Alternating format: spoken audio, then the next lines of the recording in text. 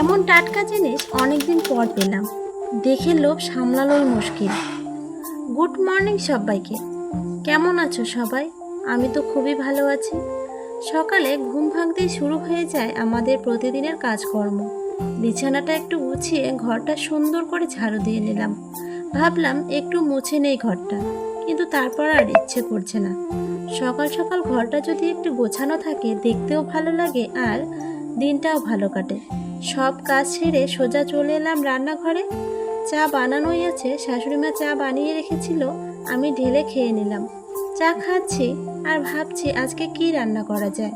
কালকে শাশুড়িমা কিছু কলমি শাক নিয়ে এসেছিল, শুধু ওইটুকু কলমি শাক রান্না করলে অল্প হবে আর খেতেও ভালো লাগে না। সব রকমের পাতা দিলে ভালো লাগে বেশি খেতে। তাই বললাম কয়েকটা লাউ শাকের ডগা নিয়ে আসো। শাকগুলো কেটে নিয়েছি, আলু দিব কয়েকটা, আর কালকে পোয়া মাছ কিছু এনেছিল, কিছু রান্না করেছি আর কিছু ফ্রিজে রেখে দিয়েছিলাম, ওগুলাই দেব। সব ধুয়ে রেখে কড়াইতে তেল দিয়ে মাছগুলো ভেজে নিয়েছি। মাছগুলো ভাজা হলে পেঁয়াজ, জিরা, লঙ্কা ফোড়ন দিয়ে আলুগুলো দিয়ে হলুদ লবণ দিয়ে ভেজে নেব। তারপর শাকগুলো দিয়ে ঢেকে দেব।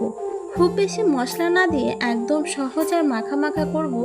শাক রান্না করলে না বেশি সিদ্ধ দেওয়া যায় না, যত কম সিদ্ধ হবে তত বেশি মজা লাগে, যত কম আগুনে থাকবে তত বেশি মজা লাগে। ঠিক বলেছি কি না একটু কমেন্ট করে জানিও তো তোমাদের মতামতটা কি। আজকে তবে আসি, সবাই ভালো থেকো, টাটা। আজকের মতো এতটুকুই।